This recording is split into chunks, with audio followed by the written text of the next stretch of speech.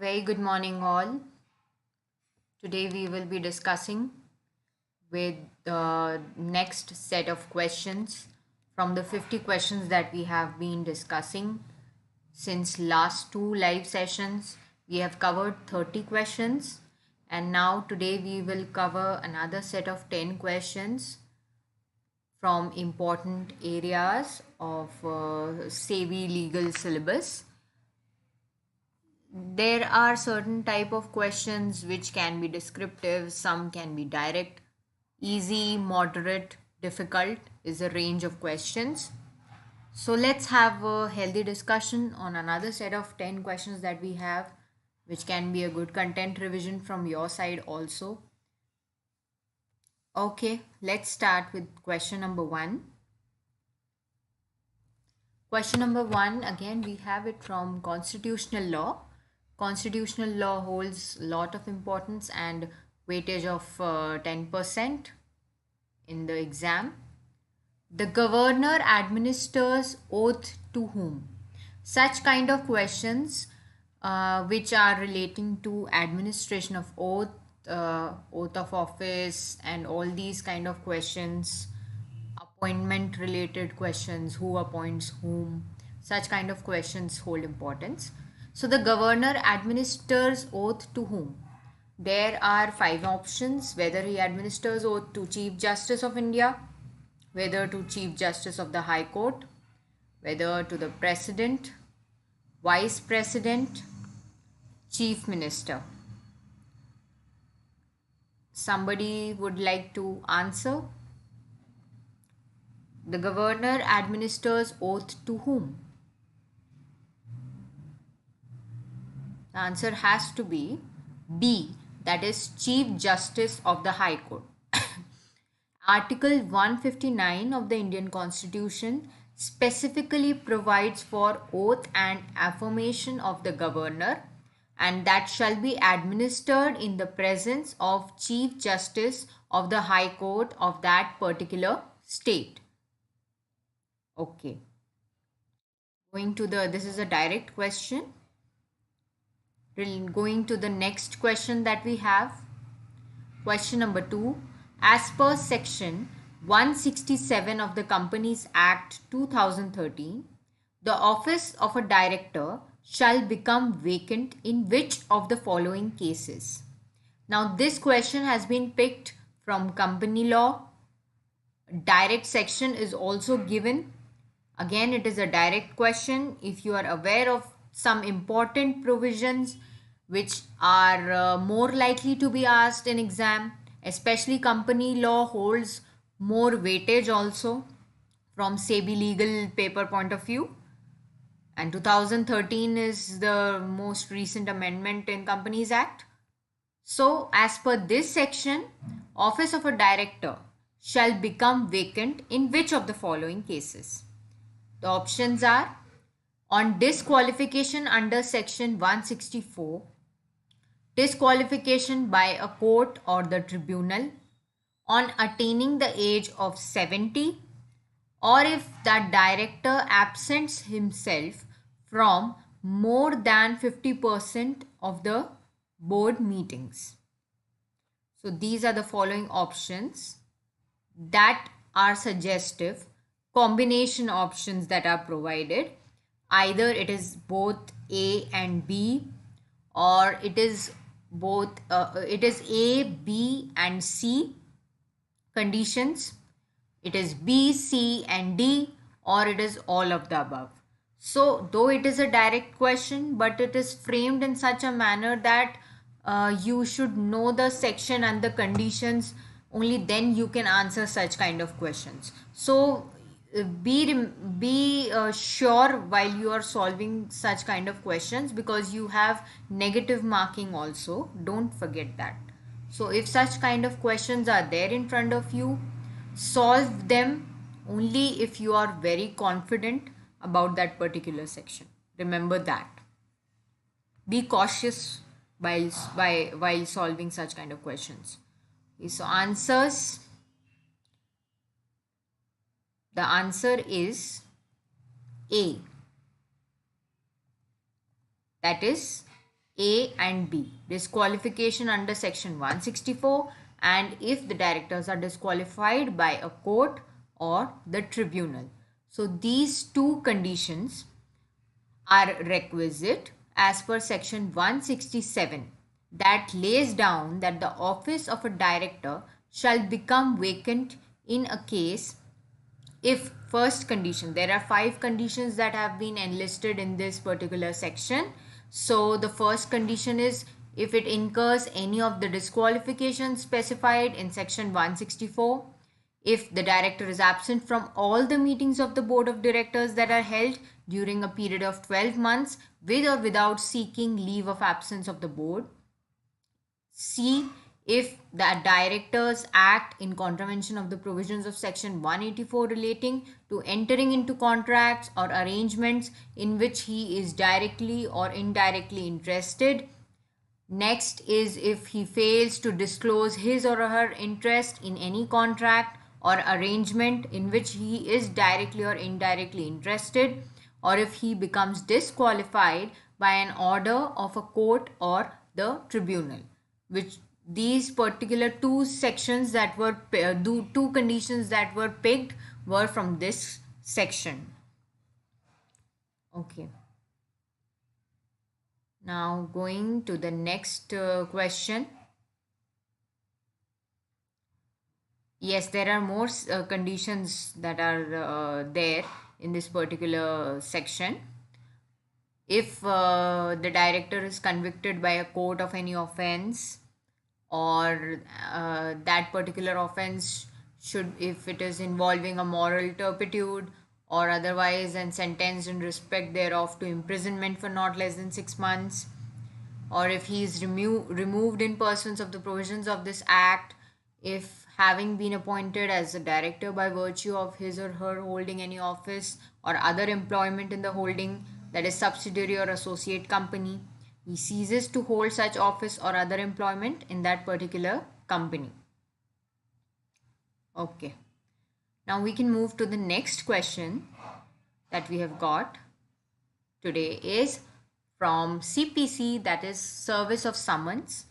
Summons Order 5 of CPC discusses at length the procedure for service of summons, and service of summons on a male member of the defendant's family is which kind of service? The question is, on a male member of the defendant family, if the service of summons takes place, then it is which kind of service? Options are: it is not a valid service of summons, it is a substituted service of summons, it is a service by affixation, it is a deemed service, or it is a service on agent of defendant. We have 5 options again.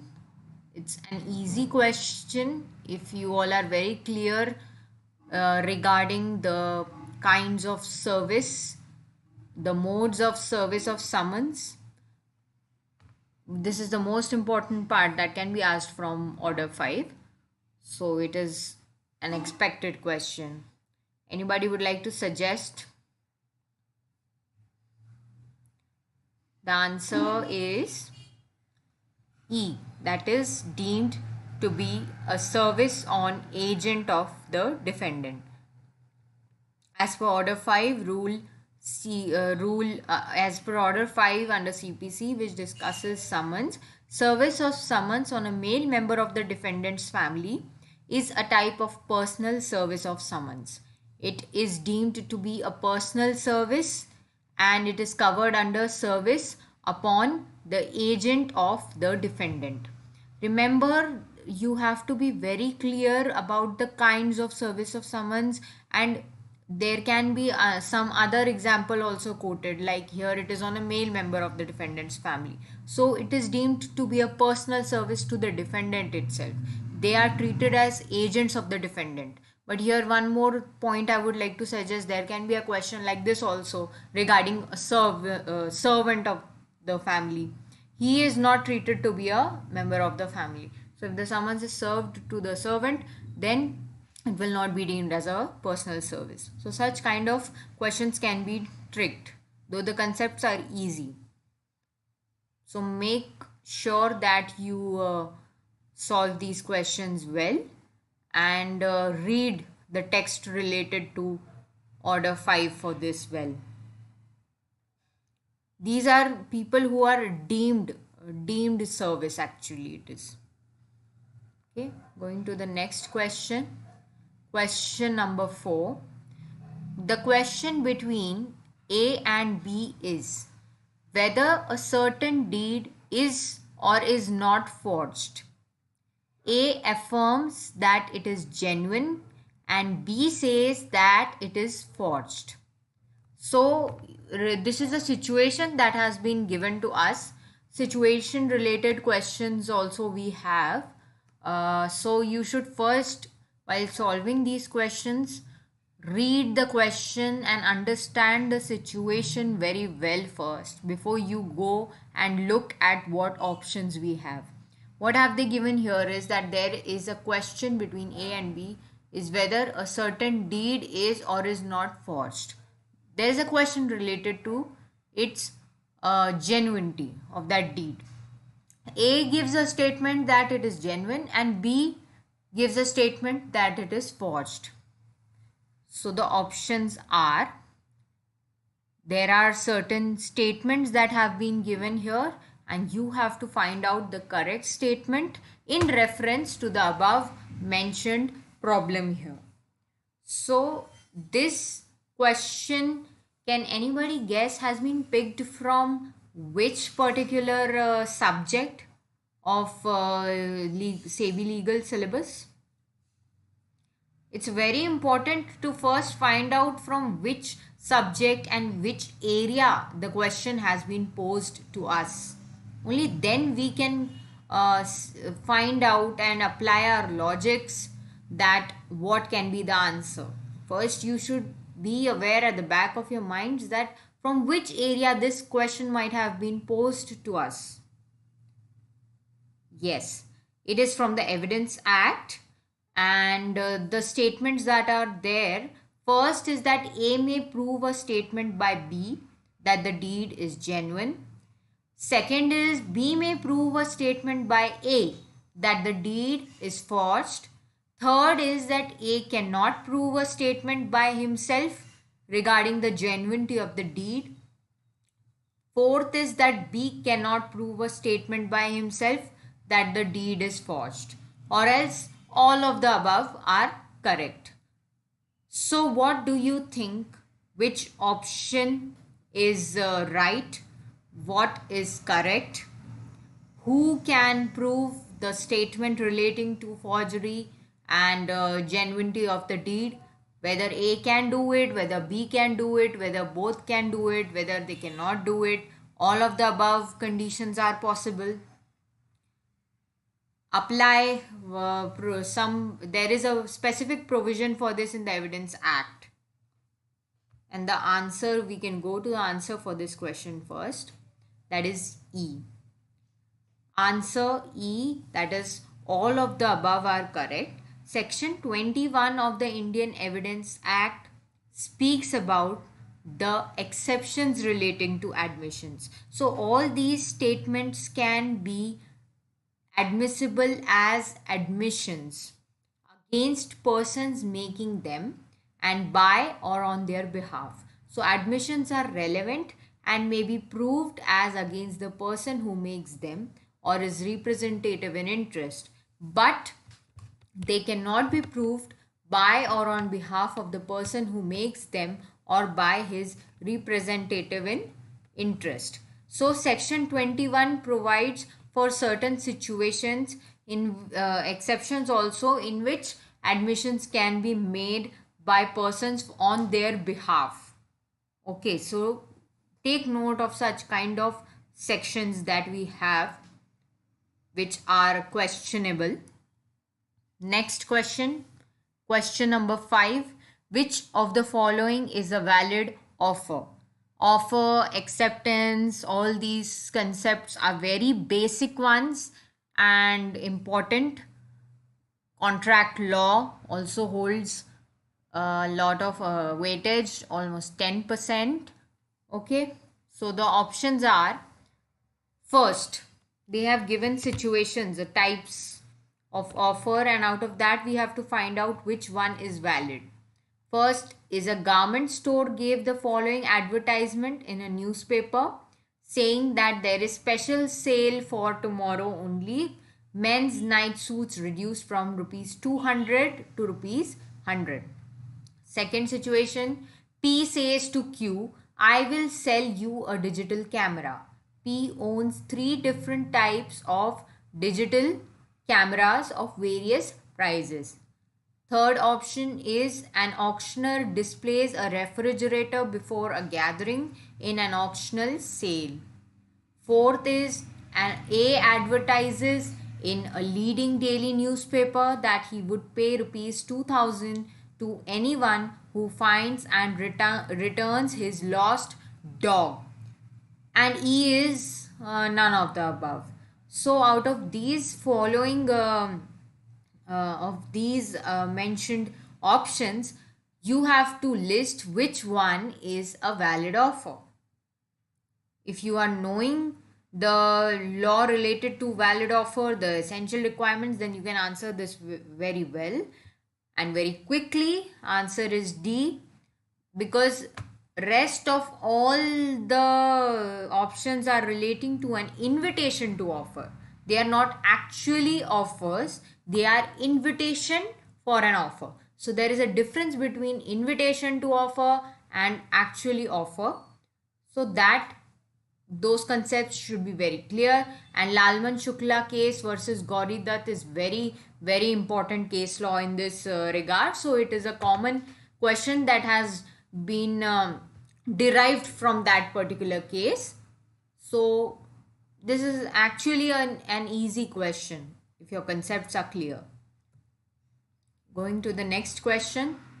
Sixth question, any person, a person who has been induced to enter into a contract by misrepresentation has following remedies. Which remedies are there for misrepresentation in a contract? Those remedies you need to find out. If you are aware about this, then you can answer well. First option, affirm the contract and insist on misrepresentation being made good if possible. Second is rescind the contract. Third is rely upon the misrepresentation as a defense to an action on the contract. Fourth is all of the above. And fifth is none of the above. Okay, so what do you think about misrepresentation? What are the following remedies? What out of these options one can avail as per the contract law? Okay. Answer is all of the above, because all of these are remedies that are available against misrepresentation. As we know, the contract made in misrepresentation is voidable. It is not void ab initio, it is voidable. So it is at the option of the parties, which is not done intentionally by the party. So by keeping this in mind, remedies are rescission of contract, and when the aggrieved party wants, he can claim for cancellation of the contract and he can claim for damages. Rescission is defined as the unmaking of a contract between the parties. It is the unwinding of a transaction, and it is made to bring the parties as far as possible back to the position in which they were before they entered into a contract. So that is one point. And you can insist upon the performance also. That is the next remedy. Aggrieved party can claim to the first party who has committed misrepresentation to get the object in the manner which was prior to the contract exercised, insisting upon the performance. Okay, we can go to next question now. Next question, which of the following advertisement would be considered as a misleading advertisement in relation to any particular product or service? Now this question has been picked from which subject? It's relating to advertisement which is misleading. Which particular subject has been brought into picture here by this particular section? It is from Consumer Protection Act. So the options are advertisement that falsely describes such product or service, advertisement that gives a false guarantee to or is likely to mislead the consumers as to the nature, substance, quantity, or quality of such product or service, advertisement that conveys an express or implied representation which, if made by the manufacturer or seller or service provider thereof, would constitute an unfair trade practice. Again, all of the above are correct or none of the above. So the answer is all of the above. Section 28 clearly of Consumer Protection Act states that misleading advertisements in relation to any product or service means an advertisement which there are 4 situations that are provided over here, and all those are covered in the options that we had in the question. Firstly, describing a product or service, giving false guarantee related to its quality, quantity, nature, substance, conveying any express or implied representation by the manufacturer or seller or service provider, constituting an unfair trade practice, or deliberately concealing important information that is relating to the product or service and is essential. Okay, going to the next question, that is the 8th question. Dash can be defined as a body of rules which determine the organization and the duties of public administration and which regulate the relations of administration with that of the citizens of the state. I would read the question again. Clearly try to demarcate from which subject this question has been posed. Dash can be defined as a body of rules which determines the organization and the duties of public administration and which regulate the relations of administration with that of the citizens of the state. Yes, it is from administrative law. You have got it right. Now the options are whether it is a subordinate legislation, whether administrative law as a whole, joint administrative, rule of law, delegated legislation.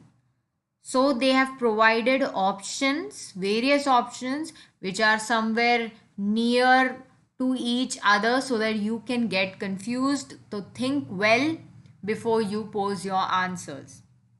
What is it, what concept it is that can be defined as body of rules which determine the organization and duties of public administration, of course, which regulate the relations of administration with the citizens of the state. Do you have any answer which is more near to the, which is more near as compared to other options? Many a time questions are such that all the options seem to be very close to the question, but you have to choose the one which is most appropriate. Remember that most appropriate should be the answer. Okay, so the answer is C, that is joint administrative. Joint administrative can be defined as a body of rules which determines the organization and duties of public administration and which regulate the relations of administration with the citizens of the state. This is entirely a theoretical question. Okay, so read about joint administrative, the term, how, from where it has come, and all those things. Okay, next question, 9th question. In case of refusal of listing of securities, an appeal shall be made to which of the following? Now again we have securities law, very very important area from SEBI exam point of view, so we cannot just leave any question from those areas from our discussion every day. We need to have securities law in our discussion every day in all the sessions that we have. So this is from appeals relating to listing of securities.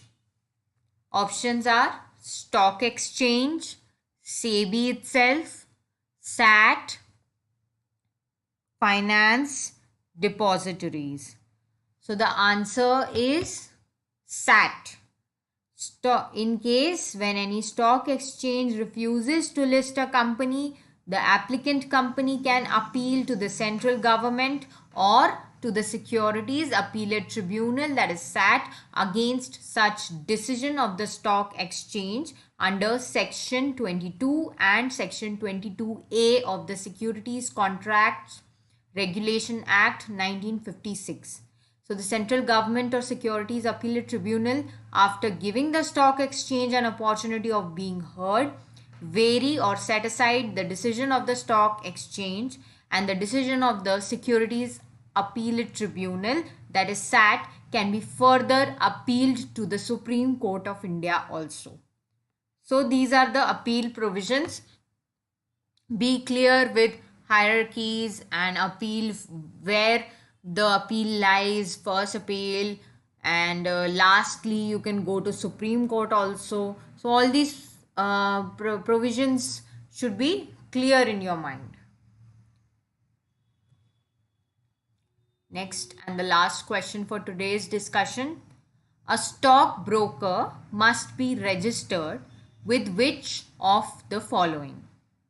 So it is about a stockbroker, and he must be registered with which of the following? Options are depository, stock exchange, SEBI, RBI, or all of the above. So out of these options, a stockbroker must be registered with which? Any answers? Must be registered with a depository, with stock exchange, with SEBI, with RBI, or with all of the above? Easy question again. The answer is C. A stockbroker is an individual or an organization who are specially given license to participate in the securities market on behalf of the clients. So they are to be registered with the SEBI. So when the stockbroker acts as an agent for the buyers and sellers of securities, a commission is charged for this service. Stockbrokers are governed by the SEBI Act 1992 and the Securities Contracts Regulation Act 1956, Securities and Exchange Board of India, that is SEBI, Stockbrokers and Sub-Brokers Rules and Regulations 1992, Rules, Regulations and Bylaws of Stock Exchange, of which he is a member. So every stockbroker is required to be a member of a stock exchange, as well as must be registered with SEBI. So remember, don't get confused here. He has to be a member of a stock exchange and he has to be registered with SEBI. Don't get confused that he is registered with stock exchange and he is member of SEBI. It's not like that. He is a member of stock exchange, but he is registered with SEBI. Okay. Okay, then now we have had a good discussion on another set of 10 questions today. And before we end this session, I would like to remind you all, for those who were a part of the session yesterday also, and those who have not yet subscribed to ixamBee courses, we have a new year discount that is of 25% off on all the online courses that we provide for. You have to use the code new year for it, and quickly avail the discount to all those who have not yet subscribed, so that we can get an opportunity to help you all in a way for preparing well for these exams. Okay, have a good day. Let's meet tomorrow in the final session for this 50 important questions that we have chosen for SEBI Legal. Good day.